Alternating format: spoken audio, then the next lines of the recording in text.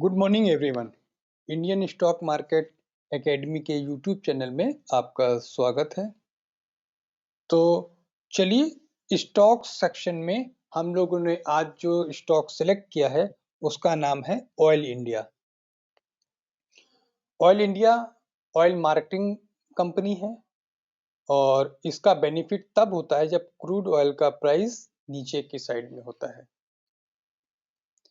तो सबसे पहले हम अपने चैनल के बारे में बता देते हैं। इस चैनल में हम लोग निफ्टी और बैंक निफ्टी के वीकली और डेली व्यू शेयर करते हैं और स्टॉक्स जो ब्रेकआउट कर चुके हैं या ब्रेकआउट करने की तैयारी कर रहे हैं उनके ऊपर में चर्चा करते हैं लॉन्ग टर्म और मिड टर्म व्यू के लिए। और इसमें इसकी एनालिसिस करने के 3 पड़ाव हम लोगों ने सेलेक्ट कर रखे हैं। पहला है डेली टाइम फ्रेम में, दूसरा है वीकली टाइम फ्रेम में और तीसरा है मंथली टाइम फ्रेम में। तो चलिए आप स्टार्ट करते हैं और जिन बंधुओं ने ये चैनल सब्सक्राइब नहीं किया है आप लोगों से रिक्वेस्ट है कि ये चैनल सब्सक्राइब कर लीजिए। इसमें अच्छे वीडियोस आपको टेक्निकल एनालिसिस सिखाते हुए देखने को मिलेंगे। चलिए, ये ऑयल इंडिया का डेली टाइम फ्रेम का चार्ट है। अगर हम इस चार्ट को एनालिसिस करें तो ये करंट में 50 मूविंग एवरेज, 100 मूविंग एवरेज और 200 मूविंग एवरेज के ऊपर चल रहा है। पहली बात तो ये, ठीक है।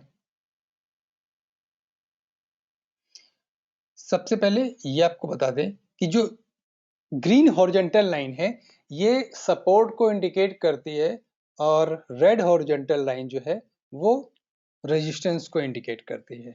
तो इस चीज का आप लोग ध्यान रखिएगा। अगर मूविंग एवरेज की बात करेंगे तो लाइट ब्राउन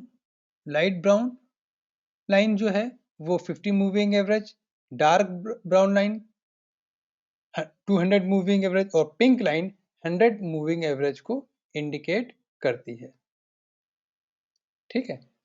तो अगर अभी देखें तो ये 200 मूविंग एवरेज के ऊपर है और जो इसने लो लगाया था 167 का, ऊपर के रिट्रेसमेंट, फिर ऊपर गया, फिर रिट्रेसमेंट, फिर ऊपर गया, फिर रिट्रेसमेंट, फिर ऊपर गया, फिर रिट्रेस। एक चीज है कि ये अप ट्रेंड में है। इसने कभी भी अपने रिट्रेसमेंट में अपने प्रीवियस जो हाई था उसके लेवल को ब्रेक नहीं किया, ठीक है। अगर हम डेली टाइम फ्रेम के चार्ट के हिसाब से अगर देखेंगे तो हमारे लिए स्टॉप लॉस क्या होना चाहिए? स्टॉप लॉस हमारे लिए ये पॉइंट स्टॉप लॉस होगा कितना? 200 के स्टॉप। ये देखिए, जब भी हम एनालिसिस करते हैं तो अगर हम डेली टाइम फ्रेम पे काम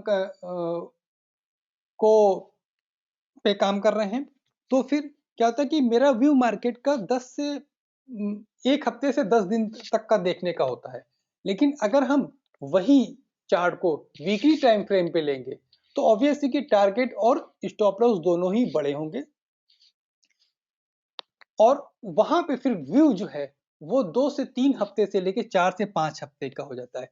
लेकिन अगर हम वही चीज मंथली टाइम फ्रेम पे अगर हम चार्ट को देख रहे हैं तो हमारा व्यू कम से कम 6 से 9 महीने का हो जाता है, क्योंकि एक ट्रेंड को कंप्लीट होने में 8 से 10 कैंडल तो लगती ही लगती हैं। तो 8 से 10 कैंडल अगर मंथली है तो 8 से 10 महीने, अगर डेली है तो 8 से 10 दिन, अगर वीकली है तो 8 से 10 हफ्ते, ठीक है। तो इसके अब टारगेट क्या होगा? तो इसके हिसाब से फिर टारगेट 230 तक जाने की संभावना है। स्टॉप लॉस आपका 200 और पहला टारगेट 230 और दूसरा टारगेट फिर 245 तक जाने की इसमें संभावना है। तो चलिए अब हम वीकली टाइम फ्रेम पे आते हैं। देखें कि वीकली टाइम फ्रेम पे ये क्या कह रहा है।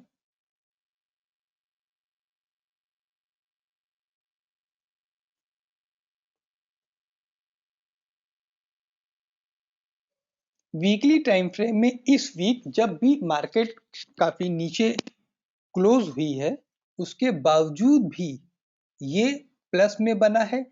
अगर हम इसमें टीए की बात करेंगे, टेक्निकल एनालिसिस की बात करेंगे, तो इसने इस वीक की कैंडल ने लास्ट वीक की कैंडल जो रेड में थी उसको पूरा कवर किया है। तो पहली बात ये बुलिश इनगल्फिंग पैटर्न बना है। जब भी ग्रीन कैंडल रेड कैंडल को पूरी कवर कर लेती है तो उसको बुलिश इनगल्फिंग बोलते हैं, और ग्रीन कैंडल को रेड कैंडल पूरा कवर कर दे तो उसको बेरिश इनगल्फिंग बोलते हैं। तो वहां से मार्केट नीचे जाने की संभावना होती और यहां से अब ये जो है ऊपर जाएगी। ठीक है, दूसरा पॉइंट क्या था, ये 50 मूविंग एवरेज के ऊपर क्लोज हुआ है। तो करंट में ये 200 week moving average, 100 week moving average पे तो इसने कंसोलिडेशन लिया और 250 मूविंग एवरेज के भी ऊपर क्लोज हुआ। तो अब स्टॉप लॉस क्या होना चाहिए? स्टॉप लॉस इसके लिए हम लोग रख सकते हैं 195 के स्टॉप लॉस के लिए हम लोग इसमें एंट्री ले सकते हैं। और पहला टारगेट सीधा 240 का, और उसके बाद ये 262 रुपए का टारगेट देखने को, इस 260 से 262 रुपए का टारगेट इसमें देखने को मिल सकता है। ठीक है, चलिए अगले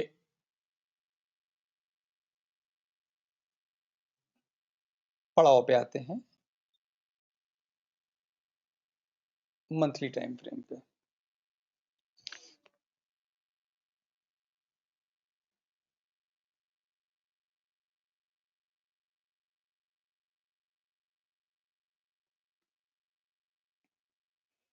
ये मंथली टाइम फ्रेम का चार्ट है। एक प्रकार से हम देखेंगे, अब देखिए पहले इसके हम पैटर्न को समझे। जब ये नीचे से चला, रिट्रेसमेंट लिया, फिर ऊपर जो इसका ये हाई था इसको क्रॉस करके ऊपर गया, और फिर इसने जो रिट्रेसमेंट लिया तो जो प्रीवियस रिट्रेसमेंट था उसी के पास जो ये प्रीवियस सपोर्ट था वहीं पे ही इसने यहाँ पे सपोर्ट लिया।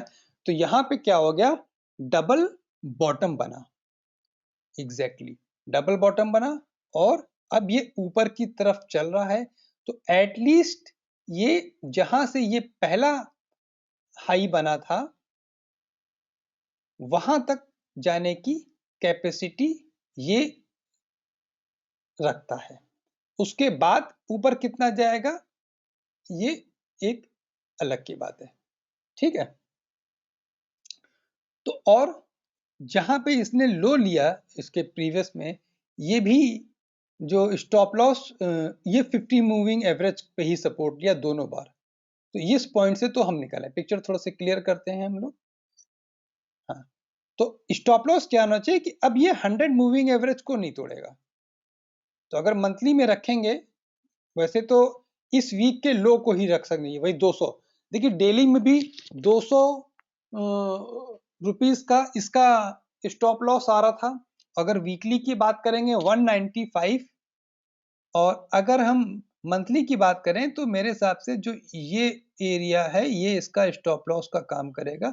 192 का स्टॉप लॉस है, तो 192 का स्टॉप लॉस, और यहाँ पे अभी ये वर्क कर रहा है, ये इसका रेजिस्टेंस जोन है, ये इसका पूरा रेजिस्टेंस जोन है।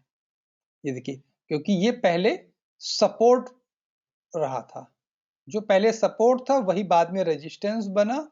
तो अगर इसके ऊपर निकल जाते हैं तो अब तो रेजिस्टेंस जोन में एंट्री कर चुका है।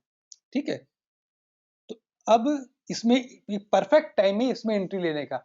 आप लोग अगर आपका 6 से 8 महीने का व्यू है, 9 महीने का व्यू है, तो आप 192 के स्टॉप लॉस के साथ एंट्री लीजिए।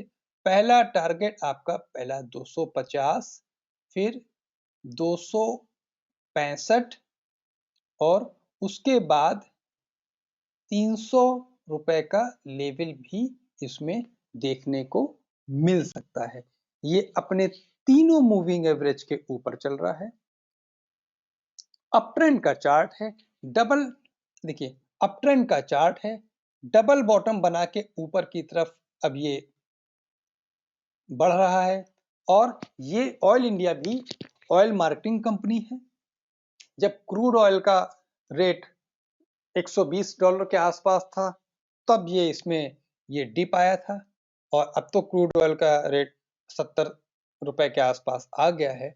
अब ये ऊपर चलना शुरू हुआ है, और पहला रिट्रेसमेंट एक नहीं 2 बार इसने ये रिट्रेसमेंट भी डबल बॉटम बना के आया है, तो इसके ऊपर जाने की संभावना बहुत ही स्ट्रांग है।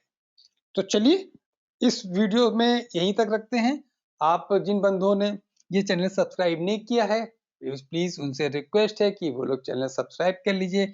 अगर किसी को किसी और स्टॉक्स के बारे में पूछना है तो वो इस चैनल के कमेंट बॉक्स में आप या वीडियो के में कमेंट सेक्शन में आप अपना स्टॉक्स के बारे में लिख सकते हैं। और आप लोगों से रिक्वेस्ट है कि ज़्यादा से ज़्यादा वीडियोस को शेयर कीजिए, लाइक कीजिए, सब्सक्राइब कीजिए। Thank you for sharing.